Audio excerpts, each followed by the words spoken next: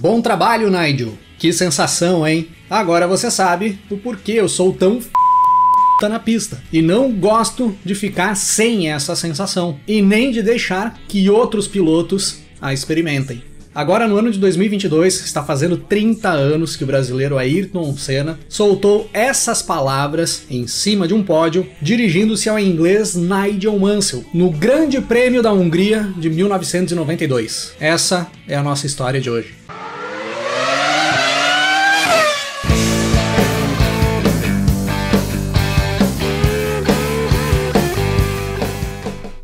O Grande Prêmio da Hungria de 1992 era a 11ª etapa do Campeonato Mundial de Fórmula 1 daquele ano, com data marcada para o dia 16 de agosto de 92. O inglês Nigel Mansell da Williams ia caminhando a passos largos na busca pelo título mundial. Das 10 primeiras provas, o Mansell tinha vencido 8 e tinha um segundo lugar e apenas um abandono. Ninguém até então, em toda a história da Fórmula 1, tinha feito um aproveitamento tão bom nas primeiras 10 etapas de um campeonato mundial. E isso mostrava muito bem o quanto era superior aquele carro da Williams da temporada de 1992. O FW14B não dava chances aos demais carros do grid. E naquela situação do campeonato, ali, quando chegávamos à 11ª etapa, o Mansell podia confirmar o seu título mundial ali mesmo, no Grande Prêmio da Hungria, faltando ainda 5 etapas a serem disputadas. E pelas condições, ele não precisaria nem da vitória no Grande Prêmio da Hungria. Se o Mansell chegasse em segundo lugar e o italiano Riccardo Patrese, o seu companheiro na equipe, que era o único cara que poderia fazer frente com ele ali naquele ano, chegasse da 4ª posição para trás, o Mansell já era campeão, ali mesmo. O atual campeão, ali no ano de 1992, que levava o número 1 estampado no carro, era o brasileiro Ayrton Senna, que tinha conquistado o título em 1991. Mas em 92 o Senna estava totalmente fora da disputa do título mundial. O MP47, o carro da McLaren da temporada de 1992, ficou muito abaixo das expectativas. Era um carro instável, tinha um desempenho bem irregular e não tinha chance nenhuma de disputar com as fortes Williams durante o campeonato. Mas apesar dos problemas desse carro, o Senna tinha conseguido conquistar uma vitória ainda ali em 1992. Naquelas 10 primeiras etapas disputadas até o momento, o Grande Prêmio de Mônaco, o Senna venceu em uma corrida sensacional, onde o Senna assume a liderança da prova já no final da corrida, após o Mansell ter que fazer uma parada para troca de pneus que não estava programada, e nas últimas 7 voltas da prova o Senna segura o Mansell de uma forma espetacular ali nas ruas do Principado de Mônaco, para cruzar a linha de chegada no final da prova na primeira posição e conquistar sua única vitória de 1992 até então. Lógico que o Senna conseguiu essa vitória por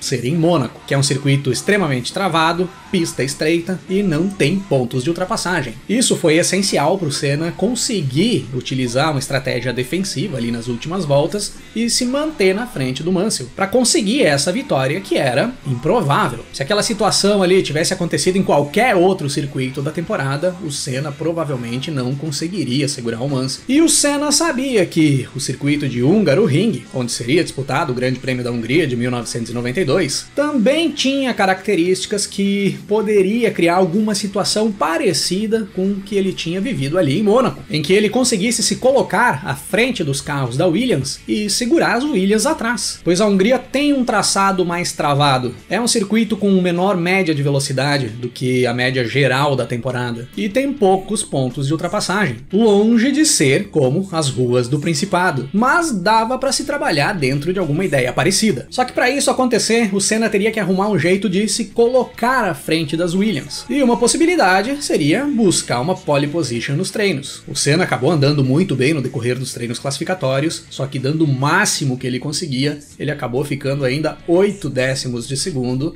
atrás do tempo da pole, que foi conquistada pelo italiano Riccardo Patrese, o companheiro do Mansell na Williams. O inglês acabou ficando na segunda posição, fechando uma primeira fila toda da Williams, como já era de costume ali em 1992. O Senna acabou ficando com o terceiro posto, logo atrás das duas Williams e ao lado do alemão Michael Schumacher da Benetton, que ficou com a 4ª posição. Se não deu para largar na frente das Williams, restava ao Senna buscar outra alternativa, que lhe colocasse à frente deles em algum momento da corrida. De preferência, bem no início da prova, senão as Williams disparariam na frente e ninguém mais pegava. E a largada seria crucial para colocar em prática essa estratégia, por mais que fosse difícil, porque as Williams já contavam com um ótimo sistema de controle de tração, que davam larga vantagem nas arrancadas em relação aos demais carros do grid, mas se houvesse qualquer chance de pular na frente de algum dos carros da Williams ali no início da prova, se algum deles cometesse algum erro ou desse algum problema ali no início, o Senna não poderia perder essa chance. Ele tinha que pular na frente para ter a chance de conseguir segurar esses carros muito superiores atrás dele. E é dessa forma que nós temos a largada para 77 voltas do Grande Prêmio da Hungria de 1992, no circuito de Hungaroring. As Williams largam na frente, largam bem, como esperado, mas o Mansell e o Patrese ficam lado a lado na reta, sendo que o inglês acabou ficando fora do traçado para fazer a tomada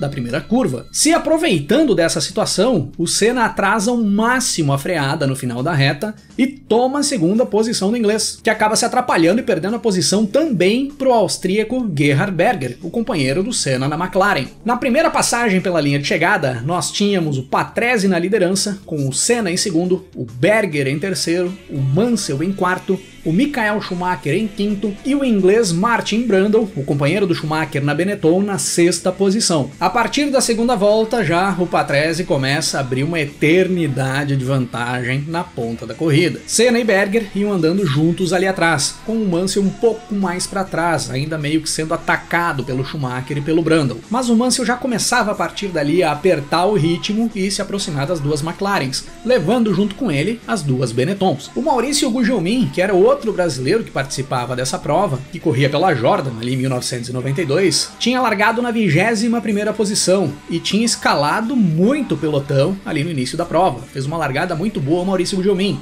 e ele cruzava na segunda volta já na 14ª posição na corrida. Tinha ganhado muitas posições e ele vinha conseguindo se manter por ali. Passando da volta 5, o Patrese já nem aparecia mais na tela da transmissão, já tinha sumido na frente. E do segundo ao sexto lugar, ali do Senna até o Brundle, estavam todos juntos. Não tinha diferença entre o segundo e o sexto colocado, era só no visual. E o Senna ia determinando o ritmo dessa fila. Na sétima volta da corrida, o Mansell faz a ultrapassagem em cima do Berger, faz a manobra na reta de Hungaroring e toma a terceira posição, e passa a ir com tudo para cima do Senna a partir dali. Sendo que a partir da volta 10 da corrida, nós tínhamos várias voltas de uma briga insana pela segunda posição entre Nigel Mansell e Ayrton Senna, como nós já tínhamos nos acostumado a ver ali naqueles anos, principalmente a partir do início da temporada de 1991. Várias investidas do inglês para cima do brasileiro, que ia se defendendo, mudando o traçado, fechando os espaços da pista para tentar se manter na frente do Mansell, e ia fazendo isso com êxito. Quando possível, ia usando os retardatários para deixar um carro entre ele e o Mansell e conseguir abrir uma certa distância, conseguir respirar um pouco, reduzir um pouco a pressão que ele ia tomando. Eram brigas espetaculares, essas brigas do Senna com o Mansell, pois eram dois caras que não mediam muito as consequências. Eles realmente tentavam de tudo para conseguir ficar um na frente do outro. E as coisas foram assim por umas quantas voltas, o Patrese disparado na liderança e o Senna puxando a fila do segundo ao sexto colocado, tomando pressão do Mansell. Até chegarmos à volta 30, quando o Mansell começa a fazer investidas para tentar ultrapassar o Senna dentro do miolo do circuito, já que ele não vinha tendo sucesso nas investidas na reta de Hungaroring, que na realidade é o melhor ponto de ultrapassagem do circuito. E aí, em uma dessas investidas, o Mansell acaba se atrapalhando e perdendo o controle do carro em uma curva, quase saindo da pista. E aí o Berger, que estava colado no Mansell ali naquele momento, faz a ultrapassagem em cima do inglês e assume a terceira posição. Mas durou pouco tempo.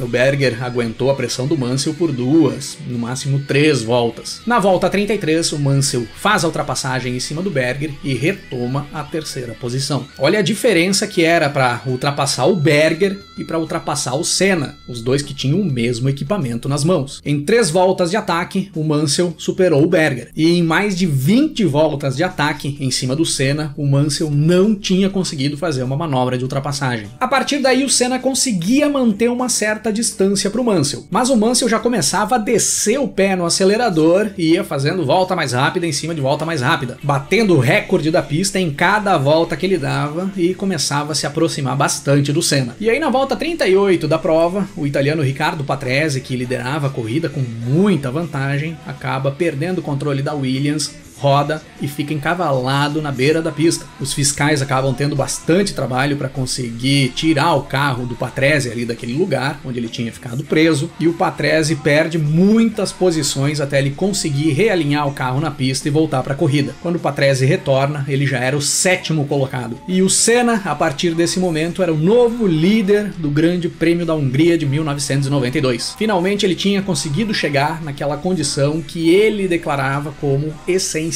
para ele ter alguma chance de vitória. Passando da volta 40, o Mansell voltava a se aproximar bastante do Senna, e a diferença já chegava para em torno de 1 segundo. Mas esse ritmo forte do Mansell durou até a volta 45. Passando da volta 45, o Mansell reduz bastante o ritmo na pista, e o Senna começa a abrir uma grande vantagem na liderança. Era visível que o Mansell vinha tendo algum problema no carro, mas também tinha a possibilidade de o Mansell estar se acomodando ali na segunda posição, pois o Patrese estando na 7ª posição, ficando fora da zona de pontuação, e o Mansell cruzando a linha de chegada lá no final em segundo, ele já garantia o seu título mundial ali mesmo, não precisava da vitória. Só que mesmo com o Mansell não andando tudo que ele conseguia andar, por ter algum problema ou por estar tirando o pé ali de forma proposital para poupar equipamento, ele e o Senna ainda andavam em um ritmo muito mais forte do que os demais pilotos da pista, e iam abrindo uma grande vantagem em relação aos demais pilotos. Aquela fila do 2º ao 6º colocado que foi se criando ali do início da prova até passar da volta 30, da volta 35,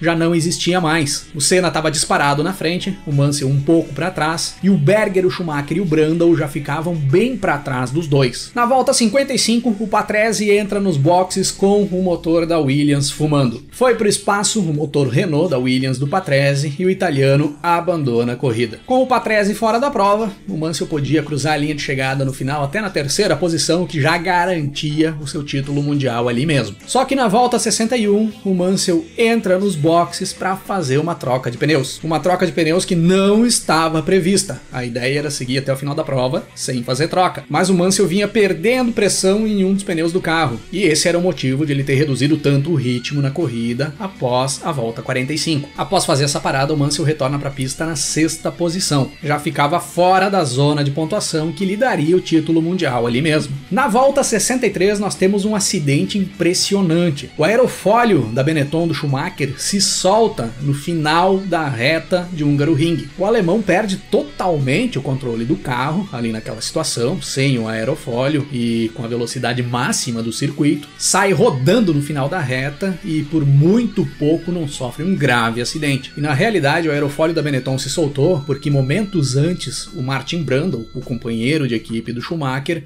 acabou dando um toque na traseira da Benetton do alemão, que acabou danificando a fixação da asa. E quando o Schumacher entrou na reta dos boxes e o carro entrou em máxima aceleração e atingiu alta velocidade, o aerofólio sofreu a pressão máxima do ar que ele sofre ali na corrida e acabou se soltando. Sorte que o Schumacher não estava tão perto de algum outro carro, senão ele poderia ter se chocado com alguém e as coisas terem sido bem piores. Chegando na volta 65, o Mansell já tinha colado ali no pelotão da frente. Com a saída do Schumacher da corrida, ali após soltar o aerofólio da Benetton, o Mansell já era o 5º colocado, mas a partir da volta 66 ele já foi jantando todo mundo que estava por ali. Primeiro passou pelo Mika Häkkinen da Lotus, uma volta depois ele passou pelo Martin Brundle, e aí ele já era o 3º colocado. Ele já estava dentro do intervalo de posições que ele precisaria chegar para garantir o título mundial. Nesse mesmo momento, enquanto o Mansell ia jantando todo mundo na pista, o Senna resolve parar para fazer uma troca de pneus também. Ele tinha muita vantagem em relação ao Berger, que era o 2º colocado, dava para parar e voltar na 1ª posição bem na frente, e garantia ali naquele momento que o Mansell não estivesse na reta final da corrida com condições de pneus muito melhores do que as dele, o que poderia permitir uma aproximação do Mansell já nas voltas finais. Uma volta depois dessa parada do Senna, aí faltando 8 voltas para o término da corrida, o Mansell faz a ultrapassagem em cima do Berger e assume a 2ª posição. E a partir daí sim, o Mansell tira o pé e vai andando tranquilamente na pista para cruzar a linha de chegada no final na segunda posição, que para ele já era mais do que o suficiente. E é dessa forma que nós percorremos as últimas 8 voltas do Grande Prêmio da Hungria de 92, para fecharmos as 77 voltas com o Senna cruzando a linha de chegada na primeira posição, o Nigel Mansell em segundo e o Gerhard Berger em terceiro. O Maurício Gugelmin conseguiu completar a prova, ele levou o carro até o final e conseguiu cruzar a linha de chegada em uma boa 10ª posição. Largou em 21º, cruzou a linha de chegada em 10º. Foi uma boa corrida do Maurício Gugelmin. O Senna conquistava ali a sua segunda vitória no ano de 1992 e a 35ª vitória da sua carreira na Fórmula 1. O Mansell, cruzando a linha de chegada na segunda posição, tornava-se o mais novo campeão mundial da Fórmula 1. Depois de muitos anos tentando chegar a esse título, enfim, o Leão